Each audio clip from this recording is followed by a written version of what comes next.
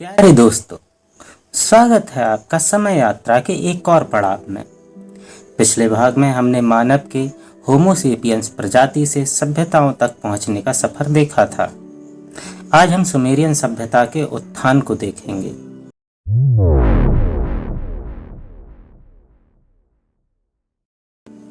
आज से लगभग 2600 ईस्वी पूर्व टाइग्रिस एवं यूफ्रेट्स नदियों के बीच में एक सुमेर नाम के नगर को देखते हैं।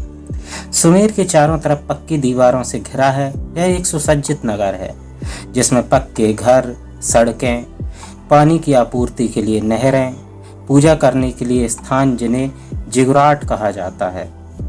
इसके अलावा इसमें विशाल महल भी हैं जिनमें राजा रहते हैं तथा न्यायपालिका एवं बड़े बड़े व्यापारिक भवन भी हैं जिनमें आसपास के नगर उरुक, लगस, निप्पुर आदि नगरों के व्यापारी आकर व्यापार करते हैं। यहीं हमारे नायक छोटू का पुनर्जन्म होता है। अभी हमारा छोटू बस एक 10 साल का बालक है। उसके परिवार में उसकी माता हैं जो एक गृहिणी हैं, उसके पिता जो एक जिगराट में पुजारी हैं। यह ग्रेट जुगराट चंद्रमा देवता नन्ना को समर्पित है। छोटू के पिता भले बस एक पुजारी थे, किंतु उनका प्रभाव न्यायपालिका, सामंतियों से लेकर राजमहल तक था। इसके अलावा छोटू का एक बड़ा भाई भी था जो एक सफल व्यापारी था जिसका व्यापार मेसोपोटामिया के अन्य शहरों से सुदूर सिंधु घाटी तक फैला था। वह अक्सर व्यापार के लिए घर से बाहर रहता था एवं जब घर आता था तो छोटू को देश विदेश के कई किस्से सुनाता था। छोटू भी उन किस्सों में खोकर हमेशा दूसरे देशों के भ्रमण के बारे में सोचता था। किंतु छोटू के पिता की बस 2 ही संतानें थीं, इसलिए वह चाहते थे कि छोटू वहीं रहकर एक विद्वान बनकर उनका उत्तराधिकारी बने। इसलिए वह छोटू को शहर के सबसे बड़े विद्वान के पास कीलाकार लिपि सीखने के लिए भेजते थे, जहां वह गीली मिट्टी में शब्दों को उकेरना सीखता था। किंतु छोटू अपनी जिज्ञासी एवं दार्शनिक रुचि के कारण हमेशा शहर की दीवारों के बाहर की दुनिया के बारे में सोचता रहता था, जिन दीवारों से बाहर जाने के लिए व्यापारी, सैनिक या गुलाम होना आवश्यक है। छोटू जैसे प्रतिष्ठित घरों के बच्चों को यह कहकर रोक दिया जाता है कि बाहर बहुत खतरा है। एक दिन छोटू का बड़ा भाई एंकी उसे बताता है कि वह सर्वप्रथम शहर के बाहर घुड़सवारी सीखने निकला था। यह सुनते ही छोटू की आंखों में उम्मीदों की चमक आ जाती है और वह अगले ही दिन जिद पकड़कर बैठ जाता है कि उसे भी घोड़ा चाहिए और वह चलाना भी सीखना चाहता है।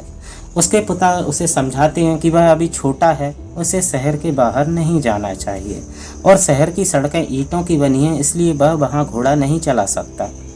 परंतु जब छोटू खाना छोड़ देता है तो उसका भाई उसके लिए एक प्यारा सा घोड़ा ले आता है। उस शानदार घोड़े को देखकर छोटू खुशी से झूम उठता है और नाचने लगता है। छोटू का भाई उसे अपने साथ घोड़े पर बैठाता है और ले जाता है उसे सारे राज्य की सैर पर। शहर के दरवाजों से बाहर निकलते ही छोटू का रोम रोम रोमांच से भर जाता है। उसे चारों ओर विशाल धान के खेत, लंबी नहरें, उनमें काम करने वाले किसान एवं गुलाम दिखाई देते हैं। छोटू हर चीज को ध्यान और आश्चर्य से देख रहा था। इसी बीच एंकी छोटू को घोड़े की लगाम साधना भी सिखाता है। कुछ ही दिनों में छोटू एक अच्छा घुड़सवार बन जाता है। कुछ दिनों बाद एंकी व्यापार के लिए वापस जाना था, इसलिए वह छोटू से वादा लेता है वह कभी भी खेतों को लांघकर जंगलों की ओर नहीं जाएगा। छोटू भी वादा कर देता है, परंतु छोटू की जिज्ञासाओं के चलते यह वादा अधिक दिनों तक टिकने वाला नहीं था। खैर, अगले दिन छोटू अकेला ही अपने घोड़े से सैर के लिए जाने लगता है। एक दिन जब छोटू नहरों के किनारे घूम रहा था, तभी उसे उसी उम्र की एक चंचल लड़की को देखता है। उसका पहनावा गुलामों जैसा था, किंतु उसका सौंदर्य किसी राजकुमारी से कम न था। वह जंगल के अंदर जा रही थी।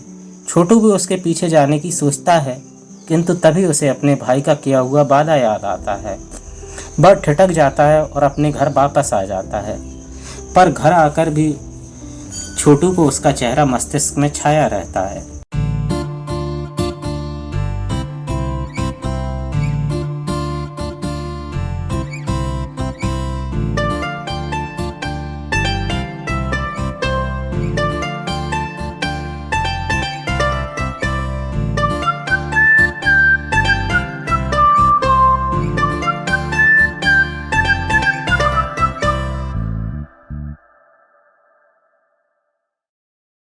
दूसरे दिन से वह हर रोज उस लड़की को देखने जाने लगता है, किंतु वह कहीं भी दिखाई नहीं देती है।